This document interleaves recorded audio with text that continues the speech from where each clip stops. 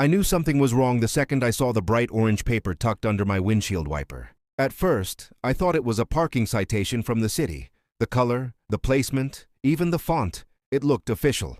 My stomach dropped instantly because nobody likes unexpected tickets, especially first thing in the morning.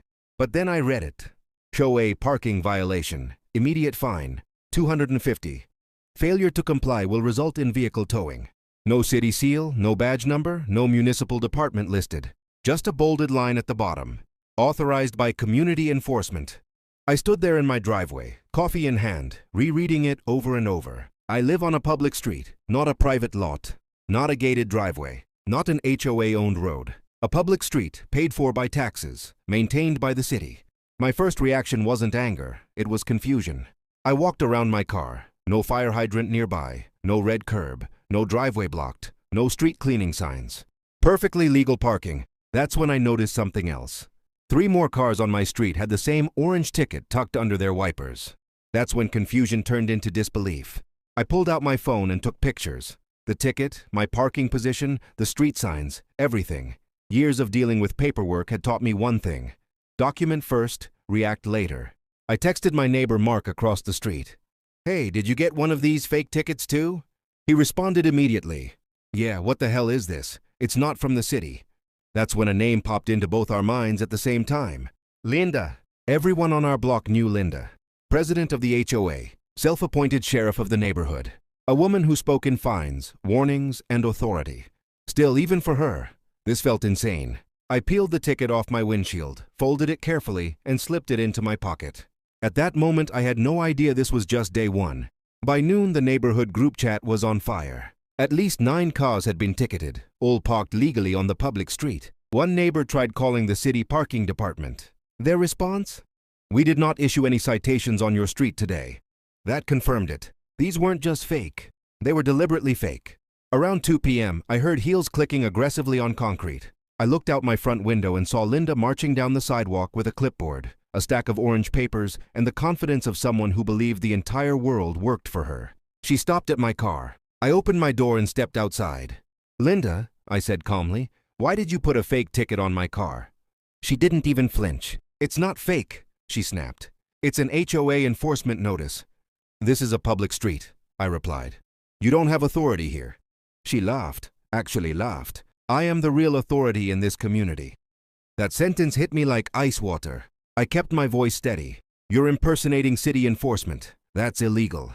She stepped closer, invading my space. "You homeowners think the city matters more than the HOA," she said.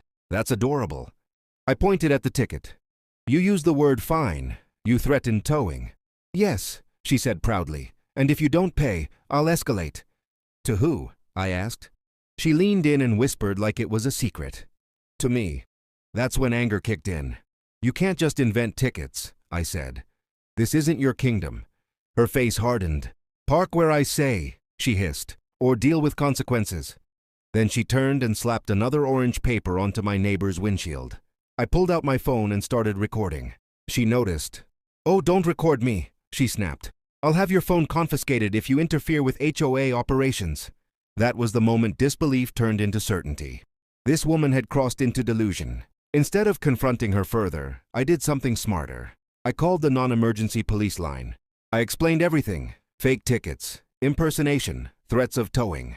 The dispatcher paused, then said, "Sir, do not confront her. We'll send an officer." An hour later, 2 patrol cars rolled quietly into the neighborhood. Linda didn't notice them at first. She was too busy placing another ticket on a car, this time bold enough to include a handwritten note. "Final warning, vehicle subject to immediate tow." One officer stepped out. "Ma'am," he said calmly, "can we talk to you?" Linda turned, smiled smugly, and crossed her arms. "I don't answer to city police," she said loudly. "This is HOA jurisdiction." The officer blinked.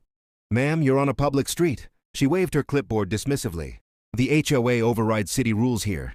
That sentence made every jaw drop. The officer asked, "Did you issue these tickets?" "Yes," she said proudly, "and I'll issue more if necessary." "Are you a sworn officer?" he asked. "No," she said, "I'm above that." The second officer stepped forward. "Ma'am, you're impersonating a government authority." She scoffed. "Arrest me then." The neighborhood went silent. The officer nodded. All right. When the officer reached for her wrist, Linda's confidence shattered. "What are you doing?" she shrieked. "You can't touch me." "You're being detained," he said. "This is harassment," she screamed. "I run this community."